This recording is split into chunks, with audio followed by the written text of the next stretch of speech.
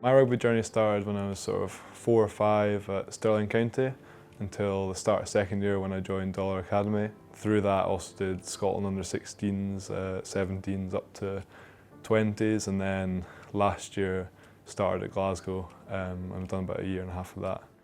Last year when I was invited to train in the Scotland squad, I came in for a day. I spoke to Gregor and the coaches, and they said they wanted to keep me in for the week just to sort of, they needed a second row and they wanted to see me train. It was a really good experience to sort of see how the Scotland camp was run and how like they go about their week. And it was a really good experience.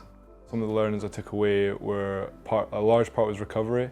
They put a massive emphasis on that, whether it was like pool recovery or getting massages from a masseuse or just like stretching and things like that. I think it was massive because they had such short turnarounds between each game. It was really important, and they got what they needed to do done in a short period of time, which is what you need to do to be able to play at full performance on a Saturday.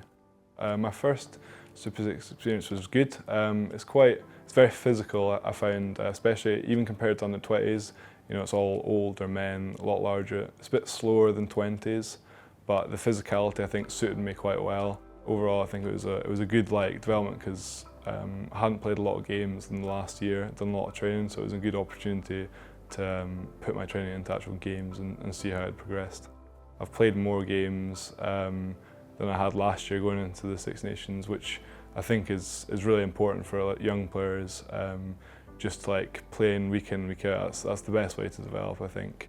Working in the academy with like the professional players, just sort of that intensity that it is all the time that they bring, I think is an important thing to bring in here.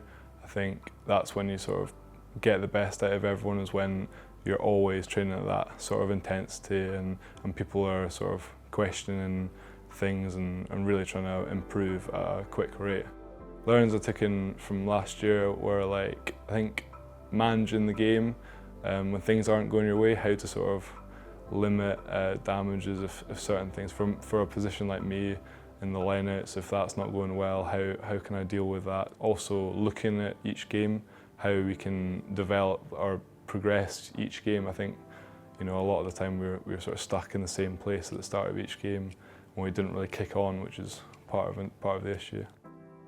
I wouldn't say I feel more senior, but I think just like certain things I've probably experienced a bit more of. Maybe if certain things or people are losing composure a little bit, it's easier to sort of see and try and talk about that. Also just having been there last year, lots of people been there last year, so we're all a lot more comfortable with each other now. I think it's a lot easier to go and say to someone what you think and actually have that chat rather than maybe being a bit questionable on whether you want to go speak to people because you're nervous or other things like that last year.